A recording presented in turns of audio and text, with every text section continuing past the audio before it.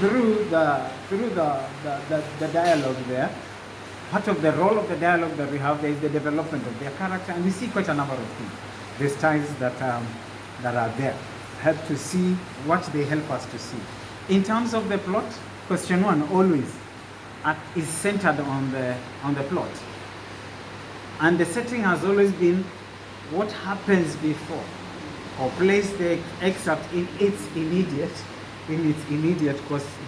concept. So they'll be told what happens before, and sometimes towards the end we have that question, what happens afterwards. But still, we can have a question where they are told to place it in its immediate context. And the position is its immediate context, let the students separate. In fact, they are advised even to write it in note form. Separate the before and the after. I think it will be easier to point it out, to itemize the section. Then the trends in the last 5 years, this was what was observed. Number one, there has always been that question from elsewhere in the text. So if we have someone here that is lying, or they are betraying another, or maybe they behave in a manner where they are a bit rebellious, there may be a question that is tied toward their behavior, because they behave in a similar manner elsewhere.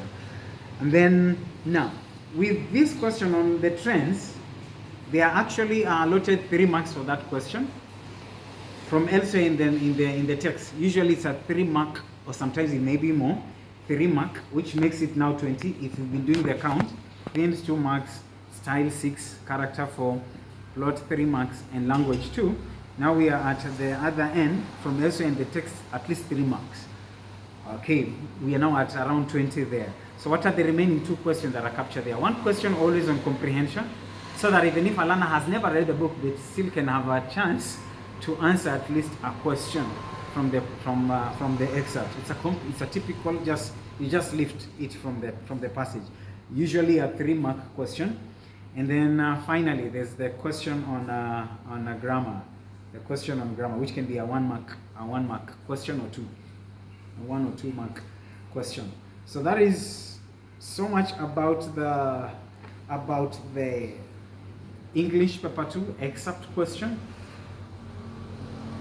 Unless there could be question that you would want to you would probe before we advance to the next section.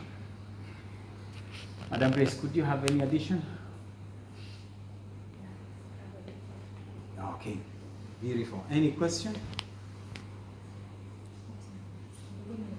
Oh.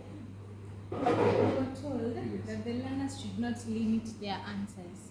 If maybe you are asked to state 2 themes, you can write as many themes, and then when the marker is marking, they will mark and then they will award marks. It is not limited.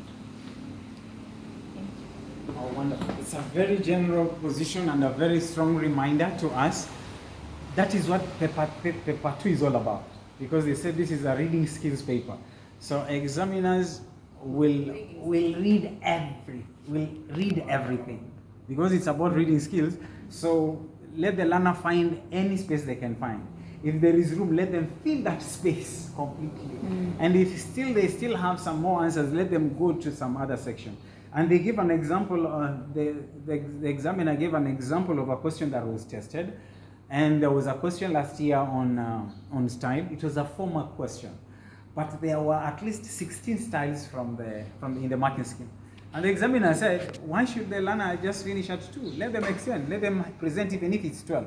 As long as they have room to write, let them direct the examiner, you go to the next page.